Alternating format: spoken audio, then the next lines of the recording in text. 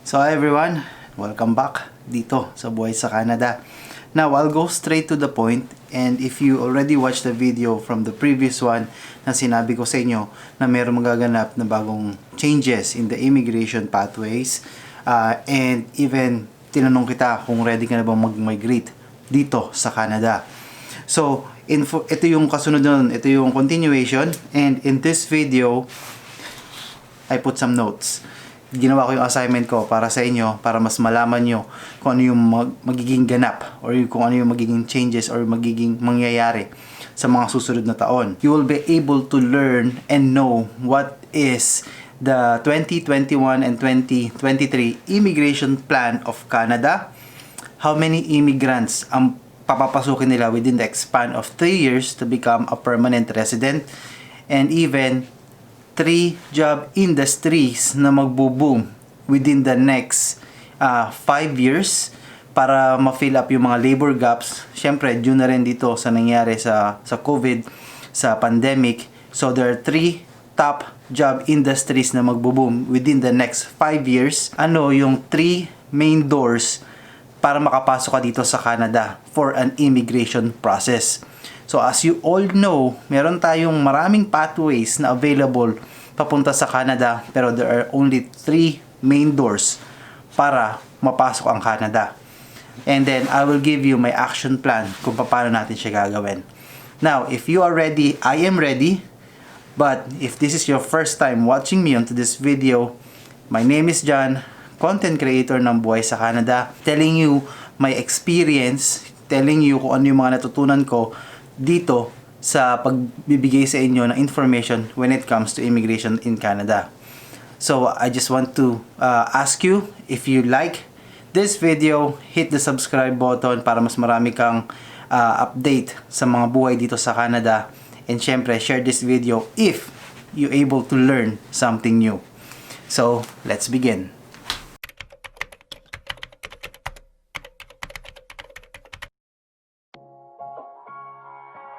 Welcome back po dito sa Buhay Canada. I'll just talk to them, okay? Buhay natin sa Winnipeg, Manitoba. So makitrip at makitravel dito sa amin sa Buhay Canada. So right here, Norwich Mountain. Pinalik man pa. Turning over. Woo!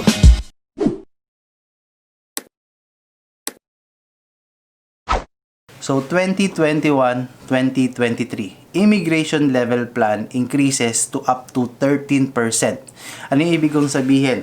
So really the main plan or really focus of this immigration this coming 2021 is to really increase the economic growth ng Canada. And syempre, para na rin ma-fill up yung mga labor gaps doon sa mga rural areas of Canada.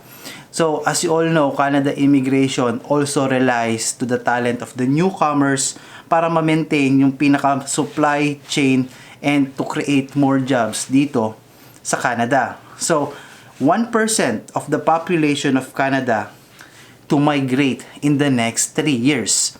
So, ang numbers na tinitignan natin dito is from 2021, starting next year, 2021, 401,000 immigrants ang pinaplano nilang to issue an invitation to apply to become a permanent resident. Ganun din in 2022, almost 411,000, and then 2023 is 421,000 immigrants ang i-invite nila or yung plan to invite here in Canada.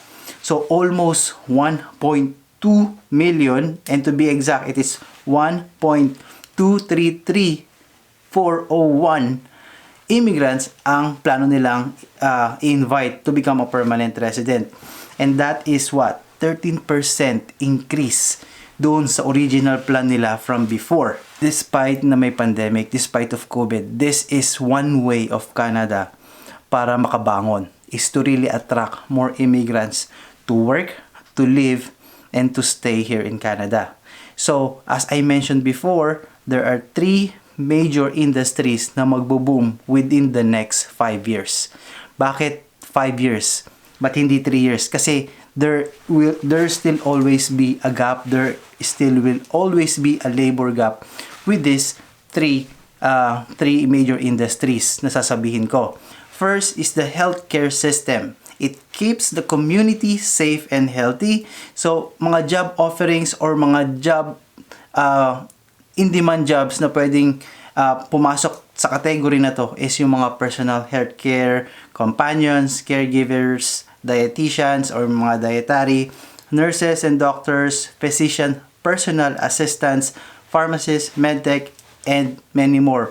So, any job related na papasok sa healthcare system, magiging in-demand yan or magbo-boom yan sa mga susunod na taon. So, again, the first one is the healthcare system industry, and the second one will be the information technology. So, bakit information technology? So, there is, so right now, maraming job opportunities for IT. So, information system managers, IT support, field service technicians, IT coordinators, IT support, information system specialists, IT profession, IT desktop support, and many more. So, any job related when it comes to information technology, kailangan na yan. Kailangan, magiging in-demand yan for the next immigration. So, bakit kailangan ng information technology? Kasi technology keeps on changing, technology keeps on upgrading. So, isa yan sa mga kailangan ng mga Canadians ng immigration dito papunta sa Canada. So, the fourth industry is the food and supply chain industry. Ang magbo-boom ng mga trabaho dyan is most likely anything that goes working in a farm or mga producers like yung mga sa turkey, sa mga manok, sa meat, yung mga butchers, kasama yan. Yung mga truck drivers. Bakit kasama dito ang truck drivers sa supply chain division? It's because truck drivers plays an important role when it comes of transporting goods and services by land. Kasi sa Canada, ang mode of transportation lang naman talaga for goods and services is through is by land. So, mahabang biyahe yan. Kaya, shout out to Pinoy trucker na talagang laging bumabiyahe kung nasaan-saan siyang lugar para maipakita sa inyo kung ano yung itsura to become a truck driver. So, yan. It will also play a major role na kailangan nila dito sa Canada. Then, also with the agricultural technicians, swine technicians, and even yung mga pwede magtrabaho sa barn. Magiging in-demand yan within the next 5 years. Or any job related when it comes to the food and supply chain industry. So, isama na natin dyan yung mga crew, yung mga staff crew, lahat sa mga restaurant, basta nasa food and supply chain ka, just double check, magiging in-demand yan within the next 5 years. At syempre, as an additional, yung mga skilled job worker occupation. You need to try to check yung mga skilled job or yung mga skilled worker kasi you will check when I try to Google it kung ano yung mga trabaho niyan, magugulat ka na yun pala yung mga skilled job na kailangan nila, in which ikaw ang i-check mo kasi talagang napakaraming skill job ang kailangan dito sa Canada. So, for the third topic natin is yung ano yung action plan. Ano yung action plan na pwede kong itip sa inyo when it comes to this immigration for the next few years. So, as you all know, there are lots of pathways in Canada, and you need to do your research and you need to do your assignment. So, maraming mga pathways, maraming pwedeng paraan para pumunta sa Canada, but there are 3 main doors to enter to Canada. So with all those pathways, it only ends up with 3 major thing na dapat mong malaman at isapuso. So first one is the express entry. Now, there are 10 provinces in Canada, 10 provincial nominees available in the program. So, sabi ko nga sa inyo dati, ang laro sa express entry is the higher CRS or yung tinatawag nilang comprehensive ranking system score, the higher chance to have an invitation to apply to become a permanent resident.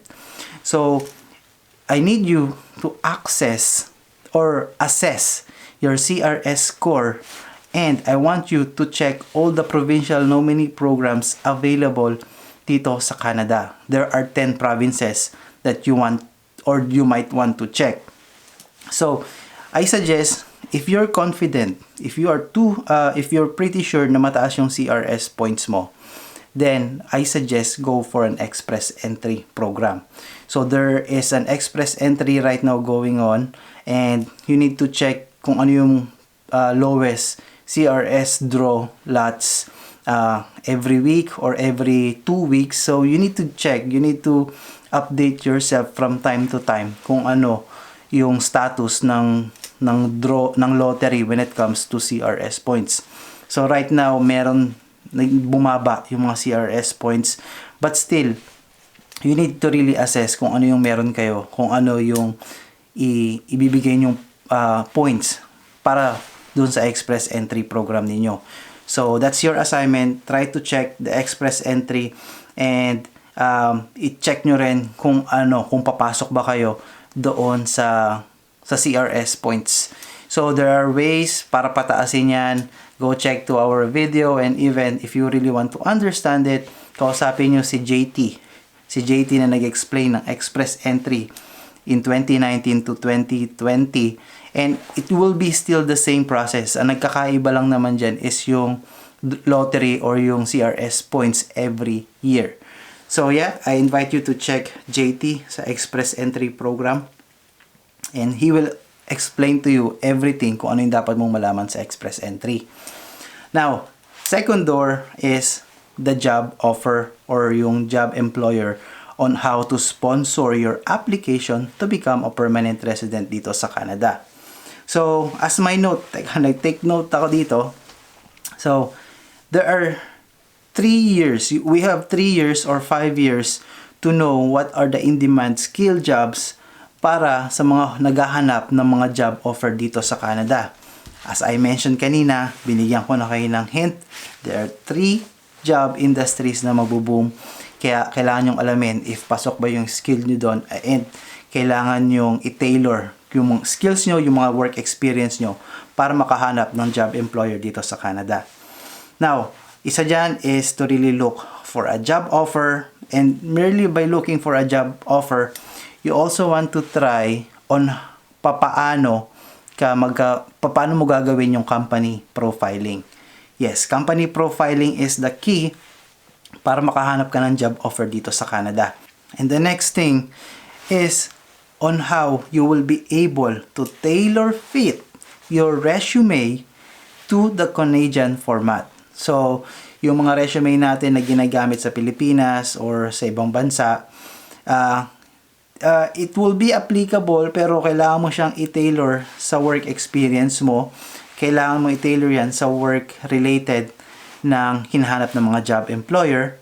And syempre, with this kind of preparation, huwag kayong magpapaloko. Kasi maraming manloloko na maraming scam out there na sabihin nila, nakita nila yung resume mo, nakita nila and you are qualified.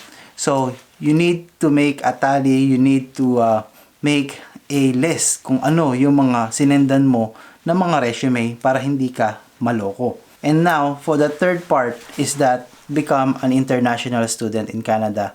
Although it's expensive, medyo malaki ang kailangan mong i-release na pera dyan, but this is something that can secure you na makakaland ka rito sa Canada at makakapasok ka sa Canada and to look and have a chance na magkaroon ng job employer while you are an international student in Canada.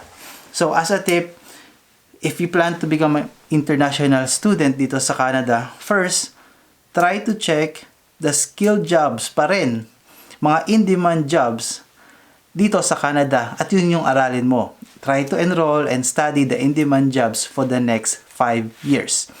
Kasi once na maging postgraduate ka rito at in-demand yung trabaho or in-demand yung kurso na nakuha mo, malaki ang chances mo na hindi ka na umuwi ng Pilipinas. Malaki ang chances mo na makapag-stay ka dito sa Canada.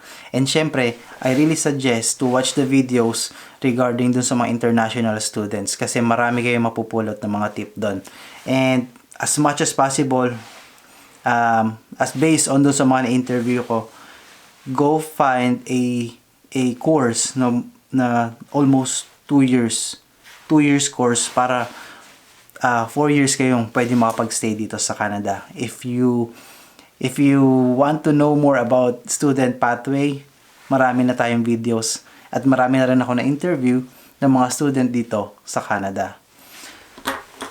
So yan, that's it for this video. It is always straight to the point, and I did my assignment para sa inyo, and the link onto the description below, dun ko nilagay para mabasa nyo yung 2021 to 2023 immigration plan ng Canada. It's on the link onto the description. Pwede nyo siyang i-browse, pwede nyo siyang i-check.